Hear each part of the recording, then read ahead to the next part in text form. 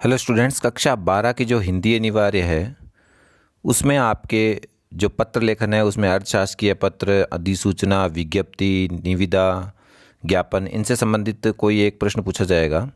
तो इसमें जो विज्ञप्ति है, आज के इस वीडियो में अभी मैं आपको विज्ञप्ति के बारे में बता रहा हूँ। मैंने अधिसूचना, अर्थशास्त्रीय पत्र, निविदा, इनके बारे में वीडियो बनाया है, तो उसको आप डिस्क्रिप्शन बॉक्स पे उसका लिंक है, उससे आप उसको देख सकते हैं।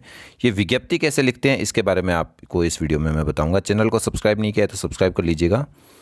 तो विज्ञप्ति होता क्या है सबसे पहले देख लीजिए। तो विज्ञप्ति जो है वो कोई भी सरकारी या गैर सरकारी विभाग है वो सूचित करता है, कोई अपना निर्णय है, निश्चय है, घोषणा है, उनसे संबंधित सूचनाएं हैं वो आम जन तक पहुंचाई जाती है, तो उसे हम विज्ञप्ति कहते हैं। या तो संबंधित व्यक्तियों तक पहुंचानी है सूचना जिनके लिए है, या आम जन तक पहुंचानी है। अगर ये कार्यालय के कर्मचारियों तक ही पहुंचानी होती है तो वो सूचना कार्यालय के सूचना पट पर डाल देते हैं। लेकिन अगर सब लोगों को व्यापक प्रचार प्रसार की अगर उसको आवश्यकता है तो समाचार पत्रों में उसको प्रकाशित किया जाता है। ये तो हो गया इसका परिचय, विज्ञप्ति है क्या। अब इसका प्रारूप क्या है और किस तरह से परीक्षा में प्रश्न आएगा और कैसे आप लिखोगे उसके बारे में मैं आपको बता दूं। तो इसमें आपको सरकार का नाम, कार्यालय का नाम, पत्रावली क्रमांक, विज्ञप्ति संख्या, शीर्षक और विषय वस्तु, शीर्षक, ये सभी कुछ क्या क्या लिखना होता है उसके बारे में बता दूं। इसका प्रारूप जो है उसमें कार्यालय का नाम, ऊपरी ऊपर सरकार का नाम, अगर सरकारी कार्यालय है तो राजस्थान सरकार आप लिखेंगे। अगर सरकारी कार्यालय है तो राजस्थान सरकार ऊपर लिखेंगे। और सरकारी कार्यालय नहीं है, गैर सरकारी कार्यालय है, तो फिर वो अपने कार्यालय का नाम लिखेंगे। तो जैसे कोई भी विभाग है अपने सरकारी कार्यालय का, जैसे शासन सचिवालय से संबंधित कोई भी विभाग है, निदेशक का कोई विभाग है, कोई भी अगर विभाग है सरकारी है तो आप राजस्थान सरकार ऊपर लिखेंगे, इसको ध्यान रखें। और अगर कोई गैर सरकारी संस्था है तो आप उस कार्यालय का नाम पहले सीधा ही लिख देंगे। तो उदाहरण के तौर पर मैं बताऊं, अगर कोई ग्रामीण पंचायती राज विभाग जयपुर राजस्थान का कोई कार्यालय है तो वो सबसे पहले यहाँ ऊपर लिखेगा राजस्थान सरकार, उसके बाद लिखेगा कार्यालय निदेशक ग्रामीण विकास पंचायती राज विभाग जयपुर राजस्थान, ये कार्यालय का नाम में लिखेगा। तो ऊपर सरकार का नाम यानी राजस्थान सरकार, फिर कार्यालय का नाम। अच्छा, उसके बाद में इधर साइड में पत्र क्रमांक लिखेगा, इधर साइड में दिनांक लिखेगा। पत्र क्रमांक आपको बता रखा है, जो भी है वो उस तरीके से लिख दें। दिनांक, तारीख है, उसका सही प्रारूप है, सही तरीका क्या है, किस तरह से लिखते हैं वो भी आप ध्यान रख लीजिएगा। तो तारीख, जैसे 8 अप्रैल को आपका पेपर है तो आप पेपर वाली तारीख अगर लिखना चाहें तो 8 अप्रैल कोमा लगा करके 2022, इस तरीके से आप दिनांक के आगे ये लिखेंगे।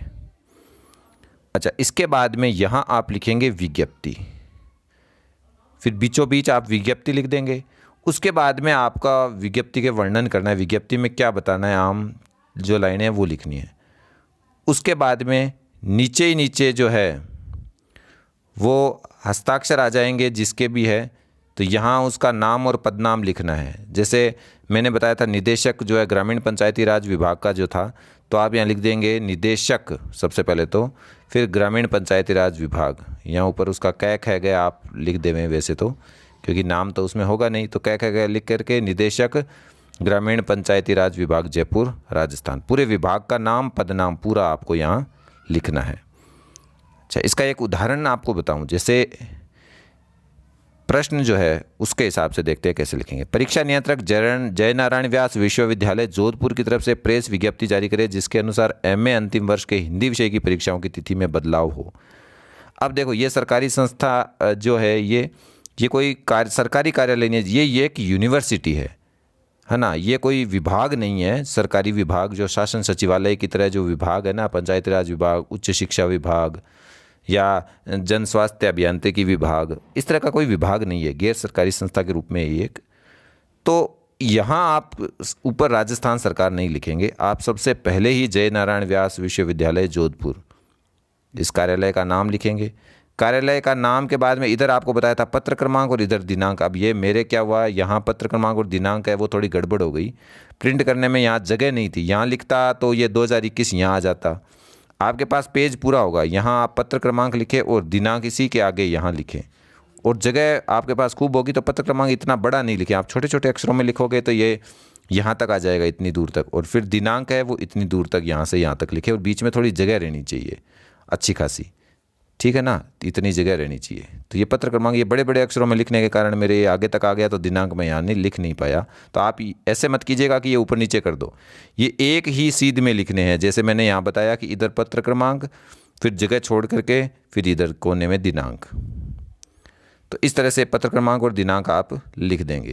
अच्छा, उसके बाद में आगे कैसे लिखना है? आगे आप सबसे पहले हेडिंग लगाएंगे विज्ञप्ति। विज्ञप्ति के बाद में आप लिख देंगे जय नारायण व्यास विश्वविद्यालय जोधपुर के ऐसे एमए की अंतिम वर्ष की परीक्षाएं जो है, पहले का कार्यक्रम 21 नवंबर से आयोजित होनी थी, अब विश्वविद्यालय में किसी जटिल कारणों से, तकनीकी कारणों से इसे स्थगित किया जाता है और इन परीक्षाओं को आयोजित करवाने से संबंधित समय सारणी जो है वो नई है, वो शीघ्र प्रकाशित कर दी जाएगी।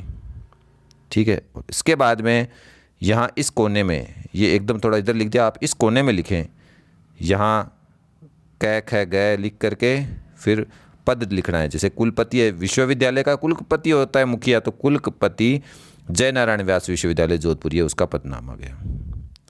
अच्छा, अब एक प्रश्न ऐसे आ जाए, मान लो कोरोना महामारी से संबंधित विज्ञप्ति तैयार करनी है जिसमें कोरोना दिशा निर्देश की पालना करना सुनिश्चित हो। अब देखो, ये जो सामान्य प्रशासन विभाग जयपुर जो है, ये इसकी ओर से जारी है, तो ऊपर आप राजस्थान सरकार लिखेंगे, ये ध्यान रखना। तो इसमें आप राजस्थान सरकार ज़रूर लिखेंगे ऊपर। अब ये मेरे यहाँ दिनांक वाला ये यहाँ हो गया गड़बड़, यहाँ भी आप ये टाइपिंग में मिस्टेक हो गई, आप दिनांक यहाँ लिखिए इसी के साथ में, इसको थोड़े छोटे अक्षरों में इधर आ जाएगा। ये कॉपी आपकी काफ़ी बड़ी होगी तो आप आराम से लिख सकते हो, यहाँ दिनांक आ जाएगी। उसके बाद में आप यहाँ लिखेंगे विज्ञप्ति। विज्ञप्ति के बाद में सर्वसाधारण को सूचित किया जाता है कि वर्तमान में कोरोना की तीसरी लहर आ रही है, सब तय से पालना करें। ये सब लाइनें आप लिख करके, ज़्यादा बड़ा नहीं लिखना, इसमें बहुत ज़्यादा बड़ा लिख रखा है, आप थोड़ा छोटा लिख सकते हो विज्ञप्ति को। और फिर नीचे इस तरह से कौन लिखने वाला है, मुख्य सचिव राजस्थान सरकार, यानी इस विभाग का जो प्रमुख है, सामान्य प्रशासन विभाग का प्रमुख है, वो मुख्य सचिव है। अच्छा, एक बोर्ड परीक्षा में आने लायक एक महत्वपूर्ण प्रश्न इससे संबंधित जो है वो मैं आपको बता दूं कि माध्यमिक शिक्षा बोर्ड से संबंधित, कि माध्यमिक शिक्षा बोर्ड की प्रवेश पत्र डाउनलोड कर लो, या माध्यमिक शिक्षा बोर्ड का टाइम टेबल चेंज हो रहा है, उससे संबंधित अगर कोई प्रश्न ऐसा आ जाए परीक्षा में, तो आप सबसे ऊपर लिखोगे माध्यमिक शिक्षा बोर्ड, सबसे ऊपर माध्यमिक शिक्षा बोर्ड राजस्थान और फिर अजमेर, माध्यमिक शिक्षा बोर्ड राजस्थान अजमेर, ये नाम है माध्यमिक शिक्षा बोर्ड का। उसके बाद में इधर क्रमांक जो लिखेंगे, पत्र क्रमांक, वो यहाँ लिख देंगे। कोई भी एक पत्र क्रमांक आप रट के चले जाइए, वो लिख देना। ये साधारण से अपने दिमाग से कोई भी मन से लिख सकते हो। उसके बाद में इधर थोड़ी जगह छोड़ करके यहाँ दिनांक लगा देना, 8 अप्रैल 2022। अच्छा, फिर यहाँ आप लिखेंगे नीचे निचली लाइन में विज्ञप्ति बीचों बीच, फिर उसके नीचे की लाइन से लिख दोगे भी उच्च माध्यमिक परीक्षा 2022 की जो परीक्षाएं हैं वो इतनी तारीख से शुरू होगी, तो उसके प्रवेश पत्र है वो बोर्ड की वेबसाइट पर अपलोड कर दिए गए हैं, तो वहाँ से डाउनलोड कर सकते हैं। और नीचे आपके बोर्ड का कौन होता है, मुख्य सचिव, तो नीचे आप लिख दोगे सचिव माध्यमिक शिक्षा बोर्ड अजमेर, ऊपर लिख दोगे कै ख गए, क्योंकि नाम तो आप हस्ताक्षर कर नहीं सकते, तो कै ख गए लिख दोगे आप। तो इस तरह से आप जो है विज्ञप्ति लिखोगे। तो जैसे ये एक उदाहरण और है, कार्यालय आयुक्त का है, राज्य निर्वाचन आयोग जयपुर का है, तो इस तरह से। धन्यवाद।